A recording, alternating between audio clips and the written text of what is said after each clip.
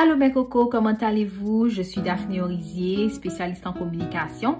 Aujourd'hui, je viens vous parler des preuves de ressources financières. Ce que représentent les ressources financières, pourquoi vous avez besoin de prouver les ressources financières, qu'est-ce qu'une lettre de sponsor et je vais aussi faire une estimation avec vous du montant que vous devriez prouver quand vous appliquez pour un permis d'études au Canada. Cette vidéo ne remplace pas l'assistance ou le soutien que vous pouvez recevoir d'un avocat ou d'un consultant en immigration. Alors, si vous avez des difficultés, si vous ne savez pas comment faire votre application seul, je vous encourage à consulter un expert, un avocat ou un consultant en immigration. Avant d'aller plus loin, je vous encourage à aimer ma page YouTube si vous n'avez pas encore fait, à me suivre sur Instagram si vous voulez rester informé parce que je donne des petites informations de temps en temps.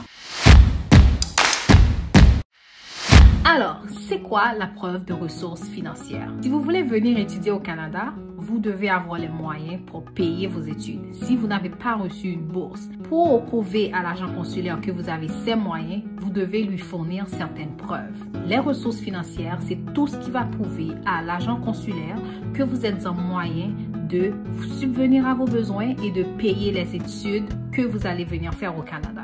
Laissez-moi vous rappeler que les étudiants internationaux ne peuvent pas bénéficier de prêts et de bourses ou de soutien ou de subventions du gouvernement canadien. Quand vous allez faire votre application, il va y avoir un lien qui va vous demander de soumettre vos preuves de ressources financières. La preuve peut être un compte bancaire, la preuve d'un prêt d'étudiant, des relevés bancaires des 4, 6 ou 12 derniers mois et aussi une lettre de la personne, de l'institution, de l'organisation qui va vous soutenir, si ce n'est pas vous personnellement.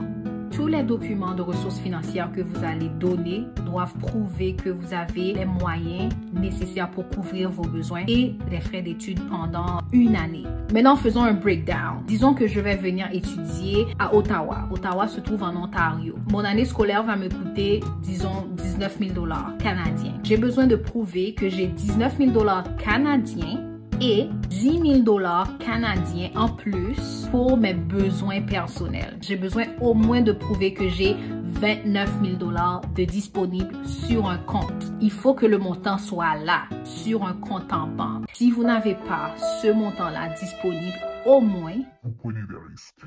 Si vous venez au Québec, par contre, vous devez prouver les frais scolaires et 11 000 $ canadiens. Un autre breakdown. Disons que vous venez étudier à l'Université Laval. L'année scolaire va vous coûter, disons, 24 000 $. Ce sont juste des montants. Vous devez prouver que vous avez 24 000 $ de disponibles et 11 000 $ pour les frais de subsistance. Les frais de subsistance, c'est pour les livres, la nourriture, le logement, tout ce qui ne fait pas partie de l'écolage, mais qui font partie de la vie d'étudiant. Donc ça, c'est un montant que le gouvernement a déterminé par province. C'est pas suffisant de prouver les frais scolaires. Il faut aussi prouver que vous avez le montant pour les frais de subsistance. Si vous ne pouvez pas prouver votre capacité financière, je vous invite à réfléchir 2 fois avant de faire une demande de permis d'études. Il ne suffit pas de prouver le minimum. Si vous pouvez prouver encore plus, je vous encourage à le faire. La lettre de support est très importante parce qu'elle explique qui décide de supporter la personne, quelles sont les relations qui existent entre l'étudiant et le supporteur, pourquoi le supporteur veut supporter cette personne-là pour venir étudier au Canada, quels sont les engagements du supporteur envers l'étudiant et quels sont aussi les engagements du supporteur après les études. Il est aussi vraiment important si vous pouvez donner une lettre de travail. L'agent doit non seulement voir que le montant pour l'année d'études est disponible, il doit aussi pouvoir le déterminer pour les années suivantes. Il faut que le supporteur puisse prouver une certaine stabilité financière. Donc voilà pourquoi il est important et encore mieux si votre supporteur peut vous donner une lettre de travail, une lettre de support, une copie de ses fiches de paie des 4, 6 ou 12 derniers mois. Tout ça, ça peut jouer en votre faveur quand vous prouvez votre capacité financière. D'autres personnes décident de se supporter eux-mêmes, ce qui n'est pas un problème. Mais Le danger, c'est que si vous décidez de vous supporter vous-même, vous devez prouver que le montant disponible pour toutes les années d'études sont déjà là. Donc, si vos 4 ans d'études vont vous coûter 60 000 $ canadiens, il est important de prouver que vous aurez déjà les 60 000 $ parce que c'est vrai, on vous permet d'étudier et de travailler dans le pays, mais l'immigration ne vous donne pas le permis d'études pour venir travailler et subvenir à vos besoins. L'autosupport a ses avantages, mais aussi ses inconvénients. Vous pouvez aussi écrire une lettre de support même si c'est vous qui allez supporter vos études. Si c'est une société, une organisation, un business ou une compagnie qui décide de vous supporter, je vous encourage à leur demander de vous donner les documents tels que une lettre de support dans laquelle l'organisation doit vraiment élaborer les raisons pour lesquelles elle veut vous supporter. Ils peuvent aussi vous donner une attestation et relevé d'état financier de l'organisation ou de la société. Ils peuvent aussi vous donner un relevé bancaire qui dit, voilà ce que la société possède comme montant à la banque. La lettre de support doit être notariée. Pourquoi? Parce que ça dit que vous n'avez pas seulement décidé d'écrire une lettre, d'apposer une signature et de dire c'est une autre personne qui l'a fait. Notarier une lettre de support veut dire que la lettre est vraie. La personne qui décide de vous prendre en charge est au courant et la personne a pris la décision elle-même. Une lettre de support peut avoir des informations telles que le nom du supporteur, l'endroit où il travaille, ce qu'il fait comme travail, son engagement à supporter votre étude, votre nom.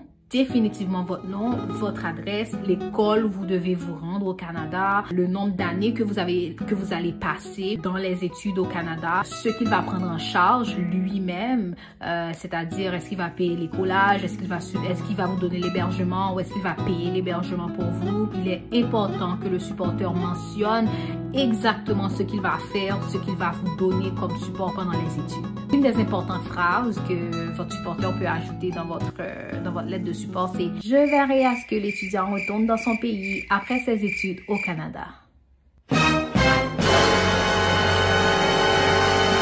I drank to that.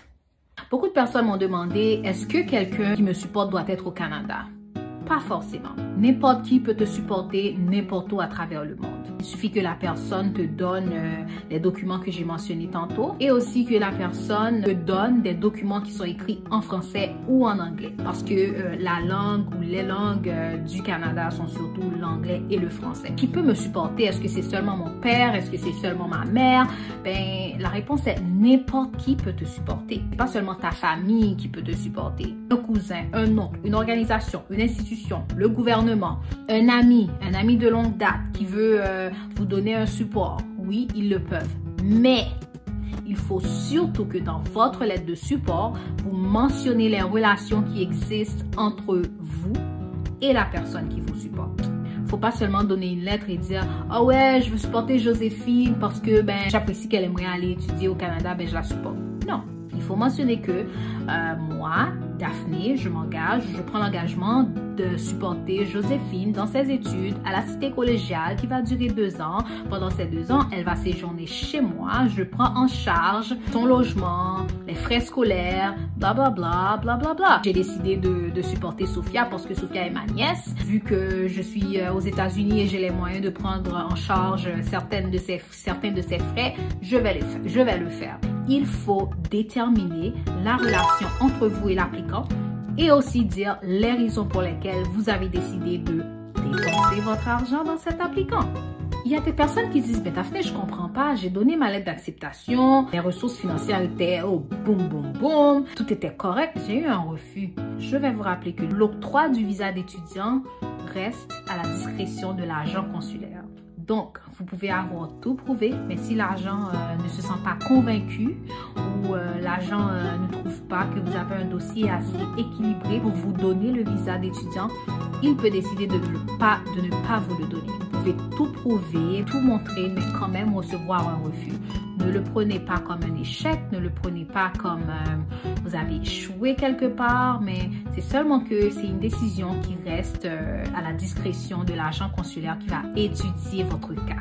Aussi, si vous avez déjà pris un refus, soit un refus pour un visa américain ou un refus pour un visa canadien ou autre, il faut surtout le mentionner dans la section où on vous demande est-ce que vous avez déjà eu un refus. Vous pouvez cocher la case qui dit oui et expliquer pourquoi et quel visa vous a été refusé. Il ne faut pas seulement penser à un refus pour un visa canadien, un refus pour un visa américain, un visa dominicain, n'importe quel autre visa. Alors, faisons une petite récapitulation. Aujourd'hui, je vous ai parlé des ressources financières. C'est ce qui va prouver à l'agent consulaire que vous êtes en mesure de pouvoir subvenir à vos besoins, c'est-à-dire payer les frais d'études et payer les frais de subsistance. Parmi les preuves de ressources financières, vous pouvez donner une lettre de banque, une lettre de support, une preuve que vous avez reçu une bourse, une lettre de travail de la personne qui vous supporte si c'est un particulier, la preuve que vous avez déjà un prêt d'étudiant qui va couvrir au moins une année d'études. Il faut que vous prouvez que vous avez les moyens de payer l'écolage et de subvenir à vos besoins pendant au moins 12 mois. Vous pouvez vous supporter vous-même, un parent peut vous supporter, un ami peut vous supporter. Il faut seulement donner une lettre de support avec toutes les informations nécessaires pour déterminer pourquoi cette personne vous supporte et quels sont les engagements de cette personne envers vous. Une personne n'est pas obligée d'être au Canada pour vous supporter. La personne peut être n'importe où à travers le monde et vous donner du support. Il faut seulement vous rappeler que les documents que vous devez soumettre à l'immigration doivent être soit en français ou en anglais. N'oubliez pas, votre lettre de support est très importante. Il faut des informations telles que le nom du supporteur, votre nom, l'école où vous allez vous rendre, la durée des études, tout ce que le supporteur va prendre à sa charge pendant les études, après les études et notre fameuse phrase qui va mentionner que le supporteur verra à ce que vous retourniez dans votre pays après la durée de vos études. J'espère que vous avez apprécié la vidéo aujourd'hui. J'ai fait de mon mieux pour être le plus court que possible. J'envoie aussi des chaleureuses salutations à tous les fans de Nloja. Wow, vous avez vraiment enflammé ma dernière vidéo avec vos commentaires. Et je tiens aussi à vous inviter encore une fois à suivre Nloja sur YouTube. C'est une équipe qui fait un travail super positif. Si vous avez aimé la vidéo, je vous encourage à lui donner un thumb up, likez s'il vous plaît, partagez avec vos amis et n'importe quelle autre personne que vous pensez qui cherche des informations concernant les ressources financières. Vous pouvez me poser des questions dans les commentaires. Vous pouvez aussi me poser des questions sur Instagram. Si vous ne l'avez pas encore fait, je vous invite à me suivre sur Instagram. Ça va vraiment m'encourager à continuer à faire des petites recherches et aussi à partager des informations avec vous.